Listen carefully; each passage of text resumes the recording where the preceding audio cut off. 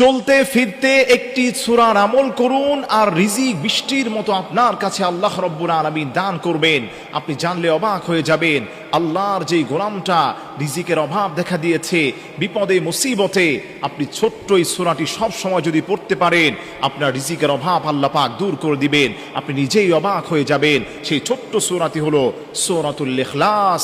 আল্লাহর যেই গোলামটা চলতে ফিরতে রিজিকের অভাব দেখা দিয়েছে, ঋণগ্রস্ত হয়ে আছে, চলতে ফিরতে আপনি সূরাতুল ইখলাসটাকে পাঠ করেন। এই সূরা ইখলাসটা আল্লাহর তরফ থেকে বৃষ্টির মতো রিজিক আপনার জন্য আল্লাহর কাছ থেকে নামিয়ে আনবেন। সুবহানাল্লাহ পড়েন। এজন্য আমার প্রিয় ভাইরা, ডিপ্রেশনে আছেন, বিপদে মুসিবতে আছেন, সূরাতুল ইখলাসের আমল করেন। একজন সাহাবী রাসূলের কাছে এসে বললেন, ইয়া রাসূলুল্লাহ, ইয়া হাবিবাল্লাহ, ওগো দয়াল নবীজি, আমার তো রিজিকের মধ্যে বড় অভাব দেখা দিয়েছে, আমি এখন কি করতে পারি? আল্লাহর হাবিব বললেন, তুমি বেশি বেশি করে সূরাতুল ইখলাস পাঠ করো। ওই সাহাবী বেশি বেশি সূরা ইখলাস পাঠ করার পরে এত বেশি রিজিক তাকে আল্লাহ পাক দান করেছেন, রিজিক খেয়ে সে শেষ করতে পারে না। আল্লাহর হাবিবের কাছে এসে বললেন, ইয়া রাসূলুল্লাহ, এত বেশি রিজিক আল্লাহ পাক আমাকে দান করেছেন, আমি তো খেয়ে শেষ করতে পারছি না।